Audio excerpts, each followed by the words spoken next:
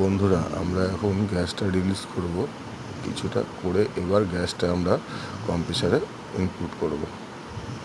আস্তে আস্তে করে করব, তাড়াহুড়োর ব্যাপার নেই। অল্প অল্প করে গ্যাস রিলিজ করব 3-4 বার। আপনারা দেখতে পাচ্ছেন যে কীভাবে আমরা গ্যাসটাকে রিলিজ করছি কম্প্রেসারে। আমাদের প্রেশার গেজ থাকবে হচ্ছে 8 থেকে 10 PSI। আর 34 গ্যাস আছে।